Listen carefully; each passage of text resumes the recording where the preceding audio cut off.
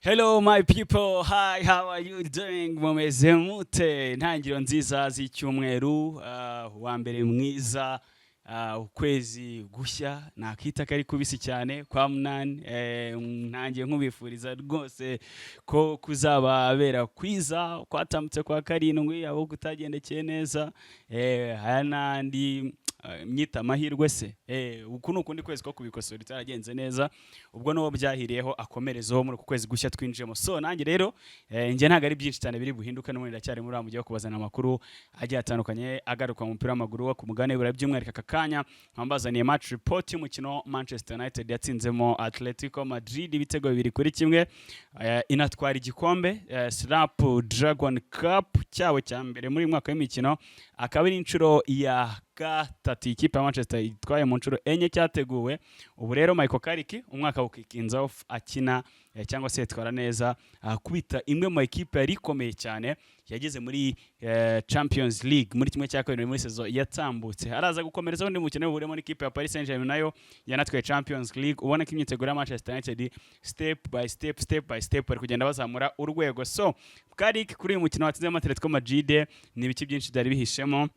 Match report ngiye kuba nkugezaho. Ngende Fredizo iracyari Kigali Sport, ngushimira tubana by'umwihariko mu ma video n'amashusho menshi cyane tugenda tubanamo bigaruka kuri mupira tugenda tuganiraho. Ariko mbere yuko nsoza mbanze ngushimire none nawe wa subscribinze uri umuntu w'umutaramu, nawe utarabikora duso kugira ngo byinshi tugenda tugarukaho bitazajya bigucika. So Carrick n'umukino yari haragukanye n'abakinnyi 23 yerekeranye nabo rwose kugira ngo bajye kuba bahangana n'ikipe ya Atletico Madrid. Muri abo bakinnyi yari harimo amasura abiri mashya yinjiye muri pre-season n'ikipe ya Manchester United ariyo Altay Bayindir ndetse na Amad Diallo. Navuga ko aribwo bwa mbere babonye cyangwa se binjiye muri squad ikipe ya Manchester United yagiye gukina umukino wa gishuti no kugaruka mu myitozo i Carrington, mu gihe ari umukino utagaragayemo cyangwa se Carrick atari yitwaje abasore babiri baherutse kujoininga i Carrington ariko batari basanga bagenzi babo muri team. Abari bo umuzamu Senelamens ndetse na Yuri Tielemans bo bageze Carrington ku munsi wo kwa kane, Manchester ikora imyitozo yarimo ku munsi wo ku gatanu, ku munsi wo ku gatandatu rwo afite match. Ubwo rero abo ngabo ntabwo uyu mukino Carrick yigeze abiyambaza cyangwa se bitwaje, uretse ko umukino w'urukino na Paris Saint-Germain ari buze kuza kuba ari kumwe nabo. So traveling squad yari yarimimenduka ku kijyanye n'abazamu, ari yaje nko competition kuko bari bane bari basanzwe ari batatu. Bandi nagarutseho Tom Hinton usanzwe ari Delmot Mi umwana muto ndetse na Radek Vitek. Aba defenseurs bagera ni benshi, hari Amas Dan Alma, Patrick Chienazekpele Dolgu, Aiden Heaven, Jaidan Kamasona gasore gakina kuri kabiri, hari Maguire, Luxon ndetse na Lenny Yoro. Mu gihe hagati mu kibuga Medeteri bari batwawe na Michael Carrick, ari Jack Fletcher na murumuna we Tyler Fletcher, Mason Mount, Andre Santos na Jim Twaits. Abataha izamu ni Amad Diallo, JJ Gabriel, Shirley, Brian Bremo, Ethan Williams ndetse na Joshua Zilkize. Iyo niyo squad y'abakinnyi 23 uyu mugabo yari yitwaje mu murwa mukuru mu gihugu cya Sweden. So iki gihugu cya Sweden muri mujyi wa Stockholm, Manchester United agari ubwa mbere yari hagiyemo ko no mujyi nafitemo amateka. Kimwe mu bihugu bitangaje muri Sweden, bura ni igihugu kigizwe n'ibirwa gusa. Sweden ni igihugu kigize n'ibirwa bigera kuri 14, kikaba ari no mu bihugu navuga ko bishya byabazwe muri bya bihugu bigize umuryango wunze ubumwe w'Uburayi, European gutyo mu kuntu Union.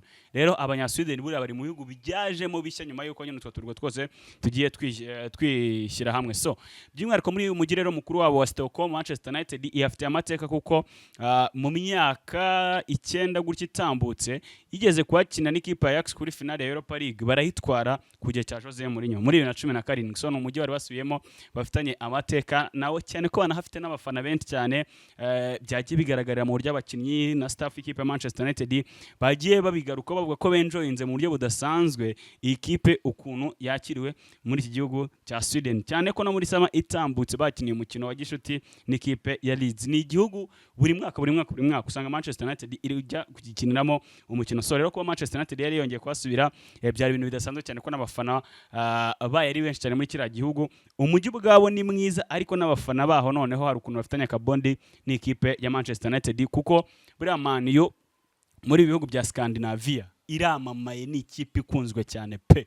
Bino bihugu byo mu Burayi bw'amajyaruguru bikonja birira amasamake n'amafi menshi cyane, iyi Manchester United irakunzwe. So the Red Devils yari yasubiyeyo, abafana bayakirana ubwuzu cyane bwinshi, ariko mbere yuko no mukino utangira byari ibintu bidasanzwe. Nk'urugero nahoze mbona amashusho hamwe abagabo b'aba Legends bakinye ikipe ya Manchester United yitwa West Brown, ni umwe mu ambasaderi babo uyu ngubu. Ni umukino nawe yari yatumiweho, agombaga kugwa force nk'umuntu wari uri mu rugo iwabo, agombaga nawe kujya kusesengura kuri Manchester United TV akakira ikipe nk'umu ambassador wabo. Wabonaga ukuntu abafana ba Manchester United b'abanya-Sweden ariko bari kwakira ikipe ya Manchester United no bakimubona bavuza induru zidasanzwe, baravuga bati West Brown ati niwe wacu wanyawe. Rero nyine bigaragaza nako kabondi ka Manchester United ndetse n'abanya-Sweden cyane binahuriranye n'umugabo witwa West Brown ukunzwe cyane. So rero Manchester United muri imikino ya pre-season urabona kandi iri kugenda inyura, ikipe igenda n'ubundi ikomeza kwagura cya kintu cya branding na connection y'abandi bafana batara mu gihugu cyo Bwongereza ahubwo na bino bihugu bindi bigiye bitandukanye byo ku mugabane w'Iburayi. So Manchester rero ubwo nibwo yaje guhita yinja muri stade yitwa Strawberry Arena, ni nayo stade nini ikomeye cyane muri iki gihugu cya Sweden, ikomeye cyane. Nabonye bari bafite hoteli yegereye iyi stade, kuko kuva kuri hoteli baza kuri stade bakoza akawoko kumarisha gusa, n'urugendo rw'amaguru rutaro rw'iminota myinshi. Bava kuri hoteli baramarisha, abafana babuvugiriza induru mu mihanda, barabishimira. United inja muri iyo stade rero ya Strawberry Arena. Bundi mutoza Michael Carrick muri iyo minota mbere y'uko isaha match itangira nibwo haje guhita atangazwa sasa abakinnyi 11 Manchester United yari igiye guhita ibanzamo kuri uyu mukino wa gatatu wa pre-season wari ugiye gukinirwa i Stockholm mu gihugu cya Sweden. Muri bakinnyi 23 nabigarutsa amasura mashya ya Ahmad Diallo ndetse na Ital Baindir. Mu gihe umutoza ku rundi ruhande Michael Carrick yari yakoze n'impinduka nyinshi. Nimujya kura muri iyi minsi itambutse Manchester United yagukina imikino y'gishuti ifite squad y'abakinnyi 26 nk'uwa mbere bakinyemo n'ikipe Alex Samara afite squad y'abakinnyi 23, wa kabiri bakinyemo n'ikipe ya Rosenborg batsinze 5-0 bafite squad y'abakinnyi 25, ariko uyu munsi bari bafite squad y'abakinnyi 23. Kuki bagabanutse kandi ari amasura abiri mashya yinjiye Mario Ahmad Diallo na Baindir. So ukuntu byari bimeze, bamwe mu bakinnyi bato Manchester United yari ikoresheje mu kintu ibanza ibiri, abenshi bari bamaze gusubira mu under ages by'umwihariko under 21. Ikipe Manchester United yari ifitanye umukino n'ikipe yitwa Atletico mu ijoro ryo kuwa gatanu, na mbere yuko Manchester United ikina umukino barafitanye na Atletico Madrid. Abenshi muri abo bana bari bamaze gusubira muri under 21. Mu gusubirayo umubare w'abakinnyi rero niho waje kwita ugabanukira wa squad Manchester United bagomba gukoresha iva kuri ya mibare ya 25 26 yari maze menshi koresha uhita 23 kandi hinjiye abandi masura mashya. So benshi rero muri abo bana basa nkaho bari basubiye inyuma, ariko byari biteze ko no muri mukino nkuko nagarutse muri ya squad 23 hari benshi n'undi bari biteze ko bari buze kuza gukoresha kuri uyu mukino. So muizamu niho benshi bibazaga se Baindir yahita abanza amakiza, ariko umutoza yaje gufata umwanzuro ukomeye cyane. Muri 11 yabanjemo afata Tom Hito n'imyaka 40 amushyira mu izamu. Lenioro amushyira mu mutima, Lenioro ajya kuri kabiri nkuko muri iminsi ari kugenda hakoreshwa cyane, waje no kugira impact muri uyu mukino. Hari Maguire mu gihe Bruno Fernandes atarayaza, n'ubundi ni ukiri kapitene wano bakinnyi ni wari wambaye armband mu team defense afatanya na Eden Heaven. Luke Shaw ahagaze ku ruhande rw'ibumoso hagati mu kibuga agaranye n'ubundi babiri tumaze kumenyera, Mason Mount ndetse na Andre Santos. Imbere yaho hari akana kagahanga cyane Shayalesi kakinishijwe ku 10 karikina mu buryo impeccable. Hanyuma Patrick Chienezekpele Dolgo afata wing y'ibumoso, Ahmad Diallo ahita simbura Joshua Zirkzee, nubwo bamushyize ku ruhande Brian Mbeumo ahita ajya ku 9 niwe waruri rutayizamu. Ubwo benshi hari harimo sasa ba Zirkzee, ba Gigi Gabriel, William Twaite, aba Fletcher babiri, Kamason Almer, hari Amas, Radek Vitek, Baindir n'undi muzamu yitwa Mi. Ubwo hari aba bench bagera kuri 3 mu kurundi ruhande. Atletico Madrid mu izamu babanjemo Jan Oblak, Dominguez afatanya na Drenelman na David Hanko ndetse na Ruggeri inyuma. Ko kare hagati mu kibuga n'umwana w'umuhanga cyane w'umunyamerika witwa Obed Vargas, mbere yabo hari Castillo, Arno Ortiz wing imwe, Carlos Martin ndi wing ndetse na Lukman bagerageza gushaka ibitego mu izamu ry'ikipe ya Manchester United. So ikipe ya Atletico Madrid nayo hari abakinnyi beza yari ifite, yari ishyize kuri bench harimo umutaramu witwa Morten Hujlman baherutse gusinyisha bakuye muri Sporting. Uyu mutaramu Manchester United yamaze igiye ikurikirana cyane, bavuga ko kubera joininze nyuma baravuze ateka tuwe tumuhaye iyo minota 45 abari kuri bench, ndetse n'abataramu barimo Thomas Lemar, muramuzi umusore wari umuhanga cyane pe. Rero abandi bakinnyi benshi Atletico Madrid yari ifite bari abana bato mu myaka, nabo bari kuri bench. So umukino sasa uburatangiye, ariko ikipe Atletico Madrid yari yahaye ebana amahirwe abana benshi cyane banayuze no kuvugirisha umutipe witwa Pablo Barrios kwana kurikirana shampiyona muri Espagne ni umujamo w'umuhanga abandi bakinnyi bashya baherutse gusinyishwa nabo byari bize kuri muri uyu mukino batari buze kuza kugaragara barimo Alex Grimaldo bakuye muri Irabikoze ndetse na Lee Kang-ri wakuye muri Paris Saint-Germain umunyakoreya w'umuhanga pe ufite talent idasanzwe nyine signing izo ebyiri zo nano kuri uyu mukino zari ziharwa nagira ngo banze mve muri team news nziviremo icyarimwe mbere yo kwinjira mu mukino cyangwa se mu minota 45 n'icyo yari hate so Manchester United bakinjira mu mukino baje kugorwa cyane n'agasore k'agahanga kwitwa Arnold Ortiz kaze gufungura amazamu rwose mu minota 5 ya mbere y'umukino wa Atletico Madrid yanditse igitego cyayo cya mbere ikomeza kugora Manchester United muri stade ariko ubwo by the way akandi kantu gato na Amerika nkomeza karenze nabonyemo muri uyu mukino nuko bakinishije baro za Champions League Manchester United ngo yatangiye kuzimenyereza hakiri kare nyuma yuko igarutse muri ibintu nyuma y'imyaka ibiri tatending imikino ya Champions League uyu mukino wari wakoresheje imipira ya UEFA Champions League so kuri izo baro rero abasore ba Atletico Madrid bakomeje gupressinga high equipe ya Manchester United bafungura amazamu ku nota gatanu nkuko nayimaze kubigarukaho Ortiz aterekamo neza cyane rwose nta n'umuntu mubangamiye ku munota wa 10 Mason Mount waje kwitwa neza muri uyu mukino akomeza kugorana mu buryo budasanzwe azamura cross ya hatari Luxor kurami shot ry'umuriro ariko umuzamu ya No Black nayigira ikibambasi umupira arawupangurura awutereka ku ruhande Lenioro wari washyizwe ku ruhande rw'iburyo akomeje kugora cyane azamuka ariko sometimes buryo imbere zamu ntabo byaza umusaruro mu gihe ku rundi ruhande Amadiaro nawe yari ari kubacenga pe mu gihe mbemo yarashyizwe ku 9 Amadi yagiye kuri wing akagatipe kaza umupira mwinshi rwanda ari umutana mutwa turi kumwe ari kunsetsa cyane ambwiye atariko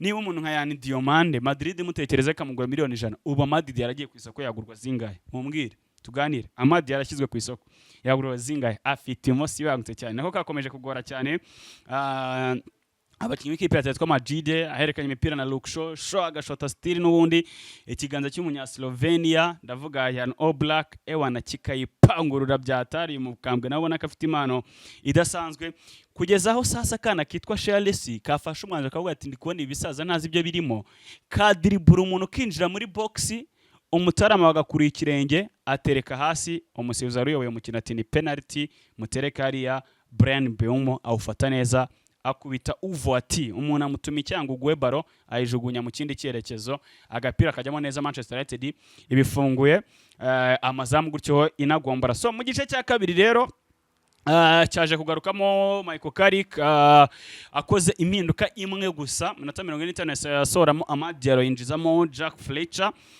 agasore nako kagahanga cyane Manchester United n'ubundi mu gice cya kabiri ikomeza kuba abanyagitugu ku mupira bakomeza kuyobora ikipe ya Atletico Madrid yo yahise isubira mu kudefanda nyine abasore ba Diego Simeone Gahunda ni gakondo nyine nuko ryamo tukariryama Manchester United irakomeza komanga mu minota 8 igice cya kabiri yonyine Chelsea aza kongera kugaragaza ya footwork idasanzwe acenga umutara witwa George Castillo akaguru ke barongera agafata umusifuzi ariko n'ubundi aravuga ati twakongera tugatanga penalty still n'ubundi nyine ari na indi mutana amaje guterekamo neza cyane Brian Mbeumo and then Manchester United nyuma y'iminota 20 y'igice cya kabiri rongera ikora izindi mpinduka zigera kurenye abarimo umusore w'umuhanga cyane rwose wanje kwinjira mu kibuga mu minota gutyo hafi 20 Manchester United irakomeza pushinga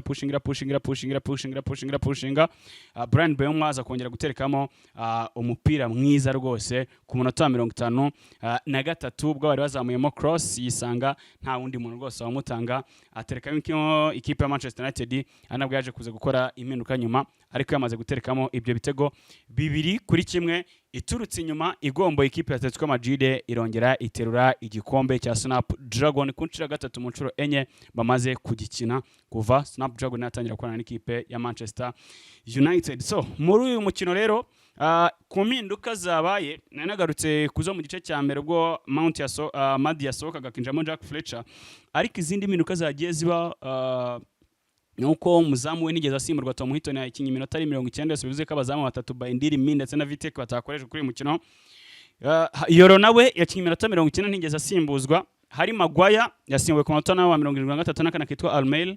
Heaven ntiyasimbuwe. Luke Shaw yaje gusimburwa na Hari Amas ku munota wa 73 muri za mpinduke enye umutoza yaje gukora.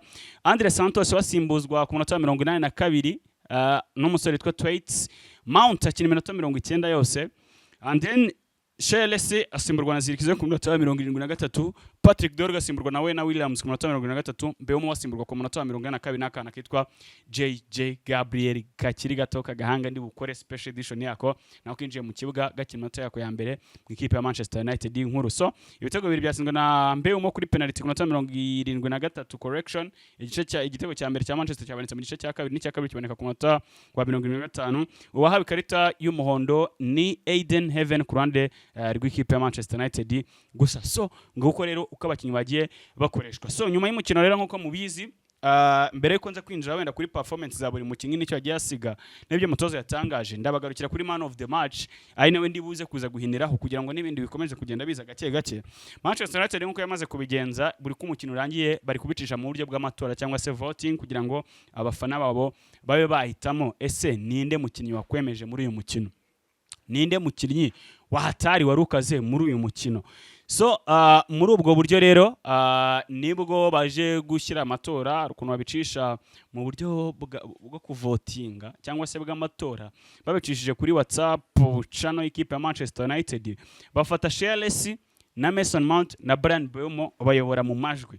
Ewa nagasore kitwa Chelsea nyuma yuko kabaye man of the match ku mukino wakinyemo n'ikipe ya Rosenborg watsinda 5-0 nabwo kari gusunika cyane mu batorwaga cyane, ariko na Mount wakinye iminota 90 ewa wagize performance zidasanzwe nawe ari nakamajwi ye n'abagenda tumbagira, ariko Bryan Mbeumo nkono aratsinze ibitego bibiri birangira abahigitse. Umusore wambaye numero 19 nawe utangiye kwenjoyinga pre-season ndetse no ko yambaye umwambaro w'ikipe ya Manchester United nyuma y'uko imuguze mukuye muri Brentford muri sama yatambutse akabatsinda ibitego bye bibiri bya mbere muri iki gihugu cyo muri Sweden ni mu Just Stockholm. Nawe rero niwe waje rero kuba ahabwa ishimwe rya man of the match nk'umukinnyi witwaye neza. Buri mukino agana na Manchester United TV yavuze ati twari dufite plani mbere y'umukino buri wese yarayizi ari nayo twaje kuza kugenderaho, anacyo cyatumye rero umukino ugenda uko wagenze kandi buri umwe wese hano mu kipe ya Manchester United yawe enjoyinze. Ati mu myitozo turakora cyane ku mutubona mwaba tipe mwe, ati by'umwihariko mu mukino nk'ingi ya pre-season turi gushyiramo imbaraga zidasanzwe. Ati kandi ikindi kintu twebwe dufite nk'intego nk'ikipe ya Manchester United ni ukuba turi tayari ku buryo sezo izatangira ngewe ku giti cyanjye nka Bryan Mbeumo nshobora kubanzamo. Ati nacyo kintu rero nashimira buri mukinnyi wese dukorana hano n'abatoza bose badufasha ko buri wese ari gukora an amazing job. Ku ruhande rw'abakinnyi basatira abari byiza gutsinda kuko tuba tubikorera abafana tubikorera ekipe. Ati noneho bikaba karusho no kuba batanze assist rero ku bantu basatira twakoze akazi kacu neza cyane. Atkurabona buri wese arishimye, you can see everyone is happy, haba abafana aba teammates abakinnyi bagenzi banjye. Ati ibyo ngibyo nibyo nakita nk'ibyiyumviro byiza cyane rwose ku ruhande rwanjye nk'umunyakameruni nk'umukinnyi wa Manchester United Bryan Mbeumo. Hanyuma umugabo witwa mutipe witwa Blomqvist waje kumubaza ese Bryan Mbeumo umwanya ukunda gukiniramo n'uwuhe wowe mu kibuga ko twakubonye ukoreshwa ku 9 tunakuzi ukina kuri wingi, umwanya wawe ukunda gukinamo n'uwuhe? Bryan Mbeumo aravuga ati I have a lot to be able to play both position, I can't really choose. Ati ngiye rero mfite ubushobozi bwo gukina harenze hamwe by'umwihariko ku mpande zombi. Ati rero ngiye nta na hamwe nahitamo uvuga ngo ngenge mu mwanya wanje n'uyu nguyu, oya. Ati hose umutoza ngiye yankira ni tayari. I have done great things on the right wing but obviously some good things as a striker. Ati nakoze byinshi byiza ndi gukina ku ruhande rw'iburyo rusatira kuri wingi y'iburyo, atari kwa none hari ibindi byiza nagiye nkora nka rutayizamu ko muri mukino gatsinze ibitego bibiri hari imitwe yagiye arekuriramo ewan ugaca ku bwanwa bw'ipoto Oblak yasigaye atari bubashe kuwupangurura. Rero bigaragaza ko no ku 9 nyine aravuga ati ngiye nazanya ntanga ibisubizo. Rero akaba ari Mbeumo ubu ngubu ugiye guhita yitegura sasa ikipe ya twaye Champions League Paris Saint-Germain nyuma y'uko watsinze yageze muri semi-finals, ariko ni kumva si ikipe za mbere nanone ko nazo ziri muri pre-season cyane ku ikipe ya Manchester United nayo iri mu mikino ya pre-season, ariko so far kuri bo iki ni ikintu kidasanzwe by'umwihariko ku ikipe ya Manchester United. So Hari Magwaya nyuma y'umukino aje kugenda aterura igikombe of course nka kapitene mu gihe dutegereje Bruno ka joininga, nawe aravuga ati ni ibintu byiza cyane. So bimwe mu bitekerezo cyangwa se bimwe mu butumwa bw'abakunzi ikipe ya Manchester United bagiye batangaza, aravuga bati passe za Santos ziri gutuma tuba excited, ngo ya papa mbega umukinnyi mbega. Ibyo ndabigarukaho JJ Gabriel wakinaga iminota ya mbere mu ikipe ya Manchester United mu ikipe nkuru, agasore k'agahanga ko bimeze bite. Charles uri guperforma ku rwego rudasanzwe ku 10, we bimeze bite. Abakinnyi ku giti cyabo turagenda tubagarukaho gake gake. Iyo yari match report nshaka kubanza guhereza hano kuri Kigali Sport Channel Fredizo. Ciao, uiteka komeze abaturindire.